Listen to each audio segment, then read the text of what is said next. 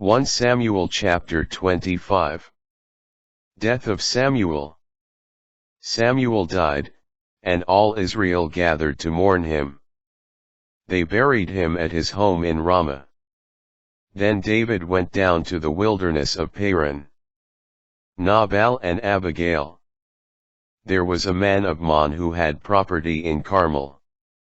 He was very wealthy, owning 3,000 sheep and 1,000 goats. At the time, he was present for the shearing of his flock in Carmel. The man's name was Nabal and his wife was Abigail. The woman was intelligent and attractive. But Nabal, a Calebite, was harsh and bad-mannered. While in the wilderness, David heard that Nabal was shearing his flock. So he sent 10 young men, instructing them, "Go up to Carmel. Pay Nabal a visit and greet him in my name.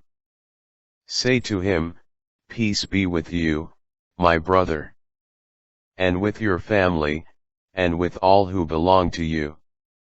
I have just heard that shearers are with you. Now, when your shepherds were with us, we did them no injury. Neither did they miss anything while they were in Carmel. Ask your servants and they will tell you. Look kindly on these young men.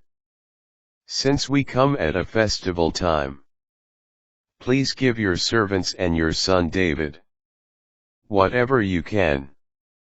When David's young men arrived, they delivered the entire message to Nabal in David's name, and then waited. But Nabal answered the servants of David, "Who is David?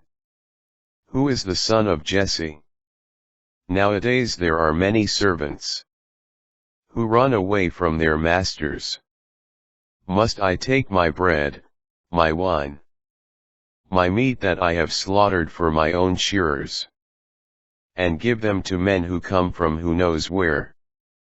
So David's young men retraced their steps, and on their return reported to him all that had been said. Thereupon David said to his men, "Let everyone strap on his sword." And everyone did so. And David put on his own sword. About 400 men went up after David, while 200 remained with the baggage. Abigail, Nabal's wife, was informed of this by one of the servants, who said, "From the wilderness, David sent messengers to greet our master." But he screamed at them, "Yet these men were very good to us. We were not harmed. Neither did we miss anything all the while. We were living among them during our stay in the open country. Day and night they were a wall of protection for us. The whole time we were pasturing the sheep near them. Now, see what you can do. For you must realize that otherwise disaster is in store for our master and for his whole house. He is such a scoundrel that no one can talk to him." Abigail quickly got together 200 loaves, 2 skins of wine, 5 dressed sheep, 5 seahs of roasted grain, 100 cakes of pressed raisins, and 200 cakes of pressed figs, and loaded them on donkeys. She then said to her servants, "Go on ahead, I will follow you." But to her husband Nabal she said nothing. Hidden by the mountain, she came down riding on a donkey. As David and his men were coming down from the opposite direction, when she met them, David had just been saying, "Indeed, it was in vain that I guarded all this man's possessions in the wilderness, so that nothing of his was missing. He has repaid good with evil. May God do thus to David, and more, if by morning I leave a single male alive among all those who belong to him." As soon as Abigail saw David, she dismounted quickly from the donkey and, falling down, bowed low to the ground before David in homage. As she fell at his feet she said, "My lord, let the blame be mine. Please let your maidservant speak to you. Listen to the words of your maidservant. My lord, do not pay any attention to that scoundrel Nabal. For he is just like his name. His name means fool, and he acts the fool. I, your maidservant, did not see the young men whom my lord sent. Now, therefore, my lord, as the Lord lives, and as you live, the Lord has kept you from shedding blood, and from avenging yourself by your own hand. May your enemies and those who seek to harm my lord become as Nabal. Accept this gift, then, which your maidservant has brought for my lord, and let it be given to the young men who follow my lord. Please forgive the offense of your maidservant. For the Lord shall certainly establish a lasting house for my lord, because my lord fights the battles of the Lord. Let no evil be found in you your whole life long. If any adversary pursues you to seek your life, may the life of my lord be bound in the bundle of the living, in the care of the Lord your God. May God hurl out the lives of your enemies, as from the hollow of a sling. And when the Lord fulfills for my lord the promise of success he has made concerning you, and appoints you as ruler over Israel, you shall not have any regrets or burdens on your conscience, my lord, for having shed innocent blood, or for having rescued yourself. When the Lord bestows good on my lord, remember your maidservant."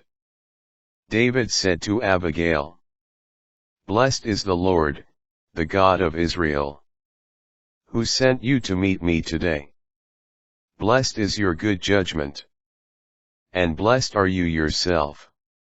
Today you have prevented me from shedding blood and rescuing myself with my own hand. Otherwise, as the Lord, the God of Israel, lives, who has kept me from harming you, if you had not come so promptly to meet me, by dawn Nabal would not have had so much as one male left alive." David then took from her what she had brought him and said to her, "Go to your home in peace. See, I have listened to your appeal, and have granted your request." Nabal's death. When Abigail came to Nabal, he was hosting a banquet in his house like that of a king. And Nabal was in a festive mood and very drunk. So she said not a word to him until daybreak the next morning. But then, when Nabal was sober, his wife told him what had happened. At this his heart died within him, and he became like a stone. About 10 days later the Lord struck Nabal and he died. Hearing that Nabal was dead, David said, "Blessed be the Lord, who has defended my cause against the insult from Nabal, and who restrained his servant from doing evil, but has repaid Nabal for his evil deeds." David marries Abigail and Ahinoam. David then sent a proposal of marriage to Abigail. When David's servants came to Abigail in Carmel, they said to her, "David has sent us to make his proposal of marriage to you." Rising and bowing to the ground, She answered, "Let your maidservant be the slave, who washes the feet of my Lord's servants." She got up immediately, mounted a donkey, and followed David's messengers, with her 5 maids attending her. She became his wife. David also married Ahinoam of Jezreel. Thus both of them were his wives. But Saul gave David's wife Michal, Saul's own daughter, to Palti, son of Laish, who was from Galim.